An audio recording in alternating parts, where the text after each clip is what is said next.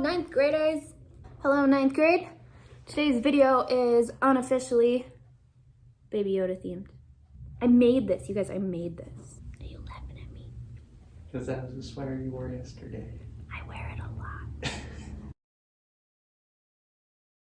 This video is going to touch on 3 things. The first is some tips for reading poetry. The second is the poem itself. I will be doing a guided reading of the poem. And then lastly, I'm going to give a few tips about where you're supposed to go after you close read and annotate the poem, so you feel prepared to finish your learning tasks for the week. The first thing I'm going to go over is some tips for reading poetry. It's been a while since we've done any poetry together, so hopefully this will be a review and it'll kind of come back to you pretty quick. This is a list of things you should do anytime you read a poem. First, consider the title. Read the title because oftentimes there are clues and details in the title that you're not going to get in the other words of the poem. So this is really important. Next, make sure you read the poem aloud. If not the first time you read it, maybe the second or third time. Reading it aloud helps you understand the flow and the sound of the words. The third thing you should always do is look up any unknown words. And of course, you should always annotate to figure out, in this case, the speaker and any circumstances of the poem. I would advise anytime you're assigned a poem for an English class to start with annotations for the speaker, because the speaker is really our gateway into understanding the rest of the poem. And the last thing you need to always do when you read a poem is pay attention to punctuation. This is one of the biggest mistakes I see students make when reading poetry. So I want a quick review how to do this and go over an example of how to do it and how to not do it. So when you're reading a passage or an essay or even an email aloud, you pay attention to punctuation. This helps us understand emphasis, pause, connection between ideas, etc. I'm going to read the first 2 stanzas of our poem. First, I'm going to read it incorrectly, then I'm going to read it correctly. The moon will shine for God knows how long, as if it still matters, as if someone is trying to recall a dream. Believe the brain is a cage of light and rage when it shuts off. So it doesn't flow well, it sounds awkward, it's hard for you to make sense of the syntax of the phrases. This is how you should read it, and you'll notice that I pause when there's stop punctuation like commas or periods. The moon will shine for God knows how long, as if it still matters, as if someone is trying to recall a dream. Believe the brain is a cage of light and rage when it shuts off. And then of course I stop there because I don't have the rest of the stanza up on the screen right now. So quick recap. Consider the title, read the poem aloud, look up unknown words, annotate, and pay attention to punctuation. You should always do these 5 things anytime you approach a poem.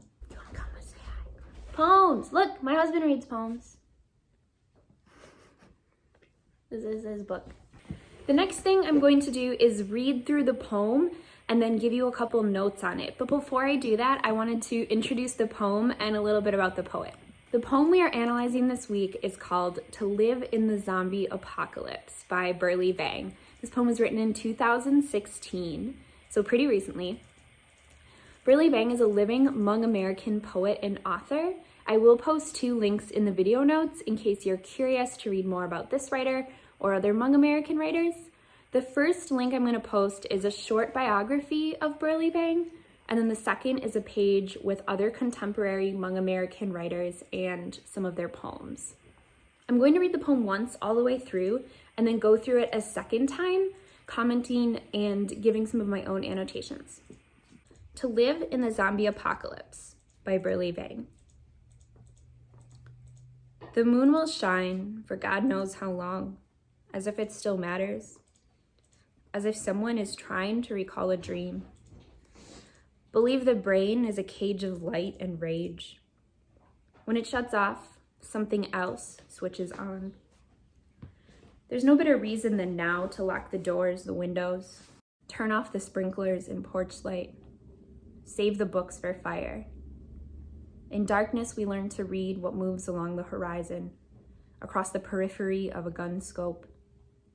The flicker of shadows, the rustling of trash in the body of cities long emptied. Not a soul lives in this house, in this house, in this house. Go on, stiffen the heart, quicken the blood. To live in a world of flesh and teeth, you must learn to kill what you love and love what can die. That was our first read through. I'm going to go through it again, this time a little bit slower, offering some notes of my own about the speaker and narrative situation. Let's start with the first two stanzas. The moon will shine for God knows how long, as if it still matters. So those first three lines are really important for establishing the setting. So one, we have this phrase, God knows how long, which suggests that something feels like a really long time, right? You could say, God knows how long this quarantine is gonna last. It implies uncertainty, right? And then we have the phrase, as if it still matters. This implies that a lot of things to the speaker aren't important anymore, things that maybe used to be important. As if someone is trying to recall a dream. I think this phrase is really peculiar because as if someone is trying to recall a dream, I'm wondering why he chooses the word someone as opposed to talking about the speaker himself or herself. So as if someone is trying to recall a dream, this idea of trying to remember something that is inherently hard to remember. Believe the brain is a cage of light and rage. Comparing the brain to a cage is really powerful. A cage is something like a prison, something that keeps things or people trapped. The comparison of the brain, something really powerful and intellectual, to being in a cage is kind of scary. I'm going to take the last line of the second stanza and then go into the third and fourth stanza. When it shuts off, something else switches on. There's no better reason than now to lock the doors, the windows, turn off the sprinklers and porch light, save the books for fire. Here we see the only italicized phrase in the whole poem, something else. That's kind of spooky, right? So let's think back to the title, right? To live in a zombie apocalypse. That tells us a whole lot about the setting. So something else.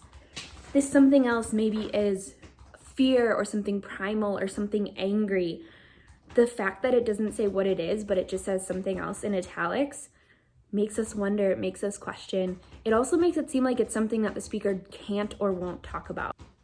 Fitz is here. Boop, boop, boop, boop, boop, boop. There's no better reason than now. And that's interesting. There's no better reason than now. I just think the way that sentence is phrased is kind of strange. So the reason is timing, right? As if now we have to do this now. We have to lock the windows. We have to lock the doors, right? Turn everything off. Create the sense of calm and quiet and darkness. Save the books for fire. So they're past a point where reading is important and books are more important for burning than for education. In darkness, we learn to read what moves along the horizon across the periphery of a gun scope. I'm just going to take that stanza alone.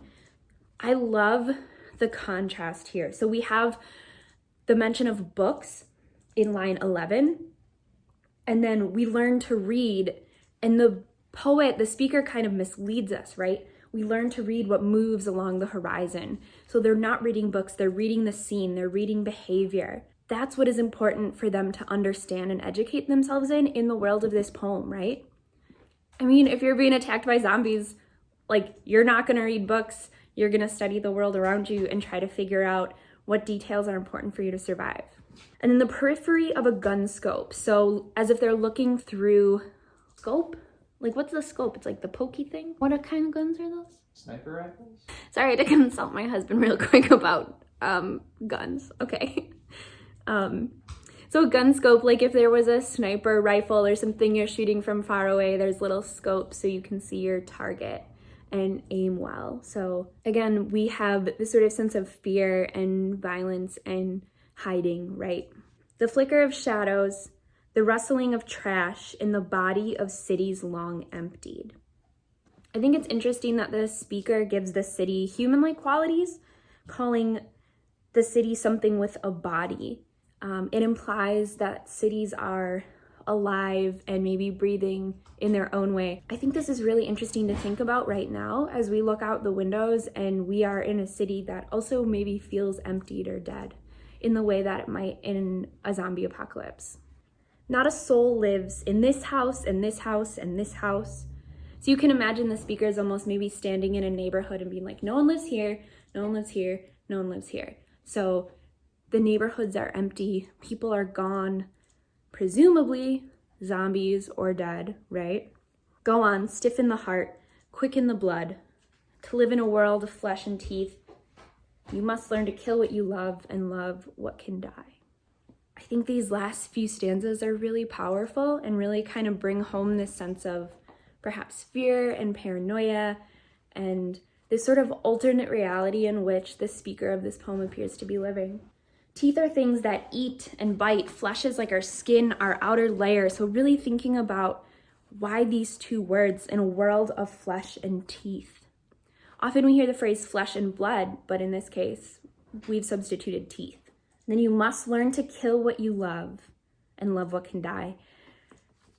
So this sort of cycle of love and death and killing suggests that in this world of the speaker, nothing is permanent, and that to have emotions is to accept death.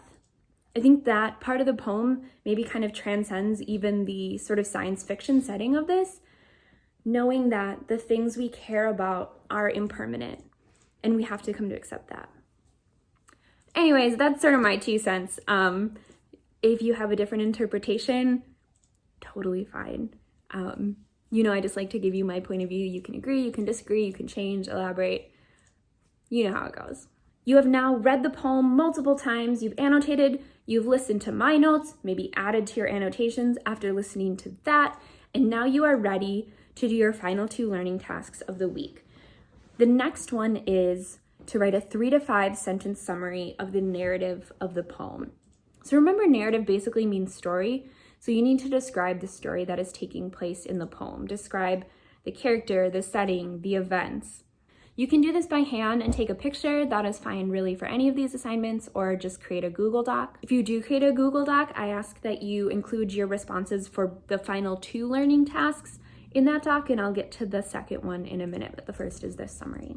Once you've done your short summary of the narrative of the poem, your final task for the week is to analyze the speaker of this poem, To Live in the Zombie Apocalypse. Remember, the speaker and the author aren't the same person, so please don't go writing your analysis saying Burley Vang lives in a zombie apocalypse, because I bet if you sent him an email and asked, hey, Mr. Vang, do you live in a zombie apocalypse? He would think you were insane.